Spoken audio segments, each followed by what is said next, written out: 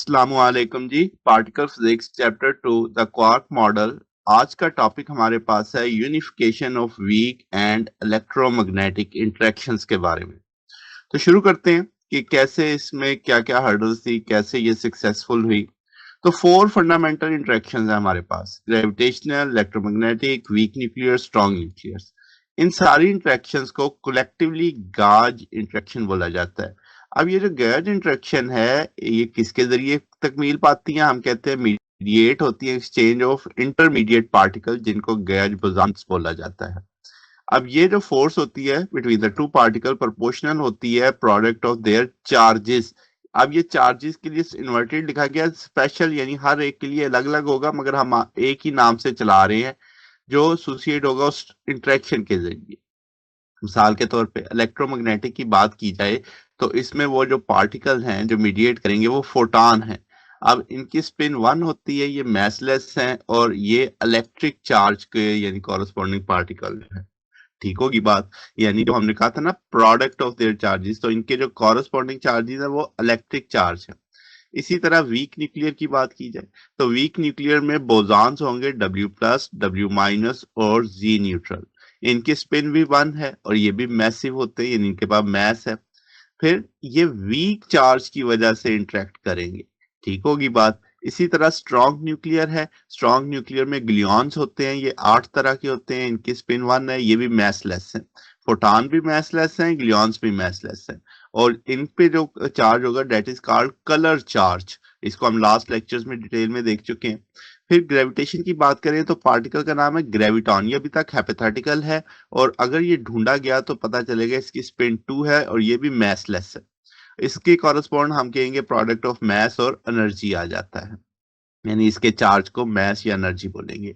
अब ये जो यूनिफिकेशन की अगर थोड़ा सा बैकग्राउंड देखा जाए तो मैक्सवेल ने इलेक्ट्रिक और मैग्नेटिक फोर्स को यूनिफाई करके इलेक्ट्रोमैग्नेटिक इंटरेक्शन बना दिया था।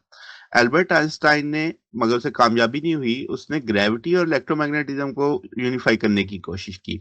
उसने नाम दिया यूनिफाइड फील्ड थ्योरी, मगर नाकाम रहा वो।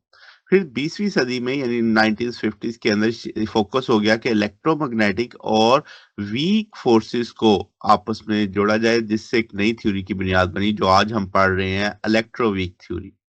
अब इस थ्योरी में कुछ चैलेंजेस भी थे। अब चैलेंजेस ये थे, ये जो दोनों इंटरेक्शंस हैं इलेक्ट्रोमैग्नेटिक और वीक, ये दोनों शॉर्ट रेंज हैं, क्वांटम फोर्सेस हैं, मगर ये फंडामेंटली एक दूसरे से बहुत डिफरेंट है। इनकी यूनिफिकेशन में बहुत सारे मेजर हर्डल्स थे। सबसे पहला सिमेट्री प्रॉब्लम, पैरिटी।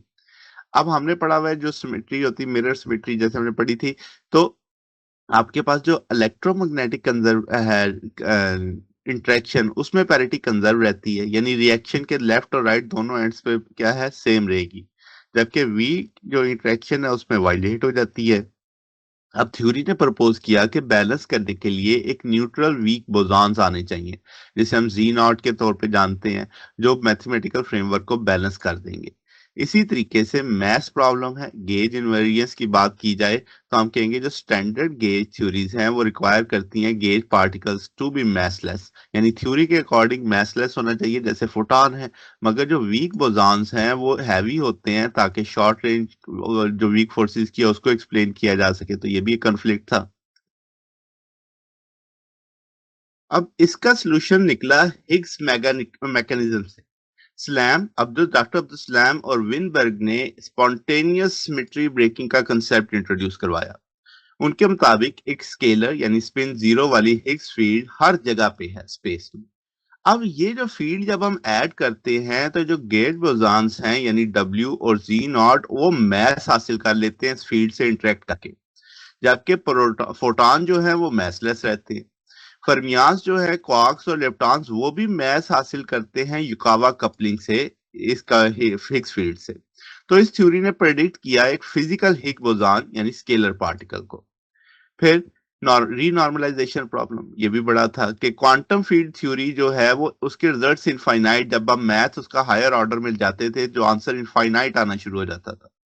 तो गार्ड हॉफ्ट ने 1971 में प्रूव किया थ्योरी ऑफ रीनॉर्मलाइजेशन। उसने कहा ये जो इन्फिनिटीज आ रही हैं मैथमेटिकली रिमूव की जा सकती हैं, थ्योरी ऑफ यानी कैलकुलेबल और रिलायबल हो जाए। तो इससे थ्योरी में और यानी उन्होंने जो हर्डल्स थी खत्म कर दी। अब एक्सपेरिमेंटल कंफर्मेशन क्या हुआ कि थ्योरी ने जो भी प्रिडिक्शंस की थी वो बाद में कंफर्म होना शुरू होगी जैसे जैसे वक्त गुजरा।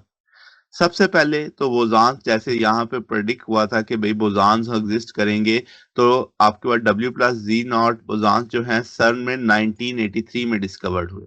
इनके मास डब्ल्यू का 80.4 giga electron volt over C square और जी का 91.2 giga electron volt over C square, जो प्रेडिक्शंस के साथ क्या कर रहा था, मैच कर रहा था।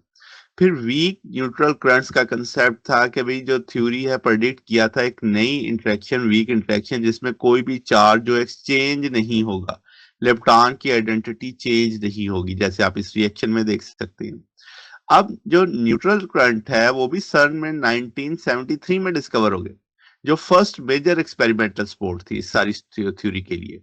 न्यूट्रल करंट में कोई यानी चेंज नहीं होता इलेक्ट्रिक चार्ज में, और ये मीडिएट होती है किससे, जी नॉट बोसॉन्स के साथ। अब विनबर्ग एंगल का भी था कि भाई आपके पास जिन जो ये दोनों बोसॉन्स हैं ये लिंक्ड होते हैं विनबर्ग एंगल से, यानी एक मिक्सिंग पैरामीटर जो बताता है कि इलेक्ट्रोमैग्नेटिक और वीक फोर्सेस ब्लेंड होंगी इस एंगल। हिग्स बोसॉन भी अब बिल आखिर आपके पास लार्ज hadron कलाइडर में 2012 में डिस्कवर हो गया। इसका मास भी 125 giga electron volt over C square निकला। तो इससे एक्सपेरिमेंटल वेरिफिकेशन हो गई जो complete electroweak symmetry breaking mechanism की। तो यानी काफी जो इस थ्योरी की प्रेडिक्शन थी वो एक्सपेरिमेंटली वेरीफाई हो गई। तो इस वजह से ये एक सक्सेसफुल मॉडल माना जाता है, और जो आपका स्टैंडर्ड मॉडल है उसको इसी के लिहाज से फिर देखा जाता है। तो ये जना हमारे पास आज का टॉपिक था। अगर आपको इसमें कोई बात पूछनी हो, डाउट हो, नीचे कमेंट्स में पूछ सकते हैं। वीडियो अच्छी लगी हो वीडियो को लाइक कीजिएगा, दोस्तों के साथ शेयर कीजिएगा, चैनल को सब्सक्राइब कर दीजिएगा। अब तक के लिए इतना ही, बाकी इंशाल्लाह नेक्स्ट देखेंगे। ओके, अल्लाह हाफिज।